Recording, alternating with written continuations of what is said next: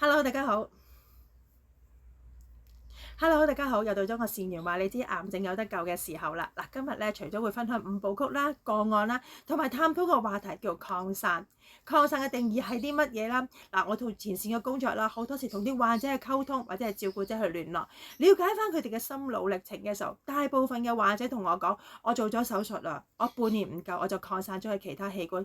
有啲就我做咗 PET scan 啦，做咗抽針，做咗 MRI 睇下顯影劑嘅時候，都引起擴散。點解呢？嗱，由佢哋話俾我聽嘅時候，原來做手術嘅時候，記住啦，醫生同你講啦，做得好好啊，做得幾乾淨嘅時候，但係術後治療都仍然要你做電療、化療、標靶，點解？稍後同大家分享啦。嗱，先講做手術先。我當個腫瘤啦，有好多血管去楞住佢嘅時候，嗱，醫生通常做手術咧，只會顧住大型嗰啲血管，因為驚你流血不止啊嘛，係咪？咁啊，反而啲細細哋嘅微絲血管啦，甚至細嘅血管嘅時候，佢哋忽略咗，原來當我哋切割咗個腫瘤之後，嗰啲血管入邊仍然都含有癌細胞嘅毒性，佢哋會游走去其他身體，就引起擴散。點解？所以好多時啲人患者咧做咗手術之後咧，可能短短3個月啦、半年啦，甚至乎1年嘅時間就擴散去唔同嘅器官，值得大家去思考啊。好啦，關於術後治療啦，好多時通常啲人都話做咗手術之後，醫生就會建議你做可能電療啊、化療、標靶等等各方面，呢係咩嘢？補飛啊！因為曾經有接觸過個案，就係一個女士。佢腸癌做咗手術嘅啦，已經咁佢就醫生佢個主刀親自打電話俾佢主診醫生，喂，你要翻嚟做呢個化療啊、標靶啊等等個同埋電療啊等等各方面。佢話點解啊？你唔係做得好乾淨嘅咩？好啦，到5月嘅時候咧，5個月之後佢就發現咗擴散咗去唔同嘅器官，佢個盆腔係最犀利，成個好似2罐可口可樂咁大個腫瘤喺呢度㗎。咁後尾佢就揾兩個私家去睇，點解明明做咗手術都會擴散咗呢度，同埋而家咁嚴重咧？原來佢兩個私家醫生不約而同睇完個報告就話俾佢聽，係你上一次做手術好不幸，個醫生入邊咧切剩咗2個腫瘤喺個腹腔入邊，所以令到引起擴散。咁你諗下，切剩2個，唔怪得知個主刀醫生不斷打電話要求佢翻嚟做化療啦、標靶啦，呢度補飛啊！所以其實大家諗一樣嘢，醫生同你講個手術做得幾成功都好，幾乾淨都，甚至乎整個子宮切咗都好啦，都有機會引起擴散，係因為佢哋冇忽略咗啲好細嘅血管入邊含有呢個癌細胞，而游走去其他身體個部分。而所有術後嘅治療係做啲咩啊？係幫醫生補飛嘅咋，啲電療、化療、標靶，唔係話驚你擔心擴散等等各方面嘅嘢，係醫生補飛。如果係你知道原來做手術會引起擴散，如果更嚴重嘅時候，你又選擇做唔做？好啦，另外咩 PET scan 啊、抽針啊、MRI 顯影劑都係啊。原來咧 MRI 打嘅顯影劑入邊咧係高濃度嘅糖分 glucose 嚟㗎，而醫生亦都知道癌細胞係好糖，好中意糖分。當佢打啲咁高濃度嘅糖分入去嘅時候，會引起癌細胞去激活咗佢嘅時候，咪引起擴散咯。如果係你又做唔做啊？值得大家去思考啦。呢啲全部都係患者話俾我聽，我同佢溝通嘅時候，佢話俾我聽，原來做完手術啊、MRI 啊、抽針啊、PET scan 引起擴散㗎。如果係你會點樣去選擇呢？好啦，又講翻先。講翻今日個個案先，今日分享唔同嘅個案啦，分別有乳癌啦、子宮頸癌啦、胃癌同埋呢個腸癌引起嘅肺癌㗎。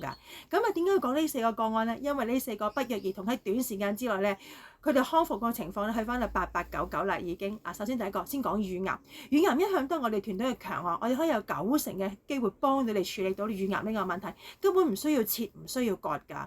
好多時患者咧諱疾忌醫，唔理，甚至乎將個乳癌咧個腫瘤爆咗出嚟，我哋都見過，可能爛晒啊、潰爛都會有。嗱，今次呢個乳癌咧，佢非常之聰明啊！佢當家知道自己患咗3陰性乳癌嘅時候，就坊間尋求唔同嘅方案去幫佢啦。咁佢亦都係有公司嘅同事啊，叫佢養和醫院啊，咩抽針啊，陣間又做呢樣啊，做嗰樣，又話有個腫瘤科嘅權威顧問去幫佢，佢都唔選擇，因為佢知道原來做咗手術，甚至乎做化療、電療嘅時候咧，會令到痛不欲生啊。咁佢一開始患咗乳癌嘅時候咧，就覺得刺痛啦、戚下啦，同埋有抽住嘅感覺。咁佢就揾到我哋去幫佢，而好短嘅時間透過呢個嗰個叫草本標靶配合呢個中成藥嘅時候咧，幫佢減低咗個戚痛啦，甚至乎而家2個月到啦，嗰個痛楚係絕對冇晒，而佢自己摸嘅時候咧都摸唔到粒腫瘤啊！嚟緊嘅時候咧，佢會翻去做嗰個超聲波。記住癌症咧唔一定要抽針，唔一定要 pass 鏡嘅，做超聲波都可以㗎。佢透過超聲波去睇下個腫瘤收咗幾多，同埋驗血。稍後同大家分享個個案啦。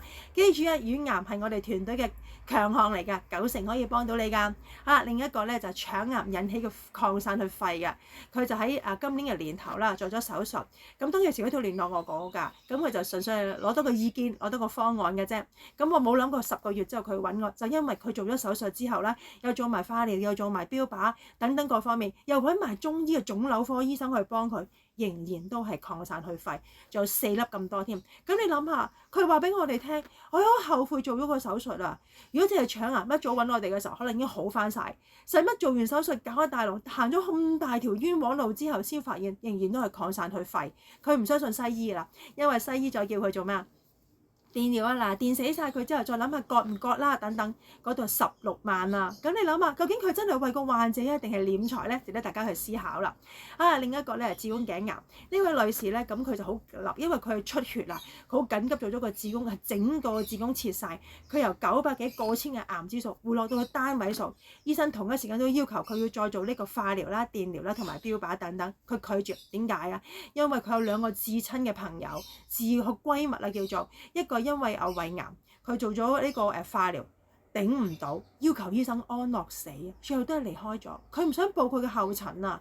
另一個朋友就係又都係cancer 啦，又做咗化療，辛苦到受盡折磨而離開。佢覺得 cancer 掉咗手術，明明我個單位數啦，個癌指數，點解我仲要咁辛苦再做化療電療咧？佢唔想，佢諗咗好耐，揾咗好多方法。佢睇咗我哋啲片咧，睇咗成晚，睇咗個通宵。咁啊，最後咧好早就聯絡我哋，咁我講解翻俾佢聽。我哋唔需要電療，唔需要化療，乜嘢西醫治療都唔需要。透過草本標靶配合中成，又可以幫到佢。咁佢又開始嗰陣時啦，同我哋講就話佢個子宮嗰個位咧，雖然做咗手術，但係都要戚痛，同埋佢小便係揦住噶，同埋咧腰住嘅感覺㗎。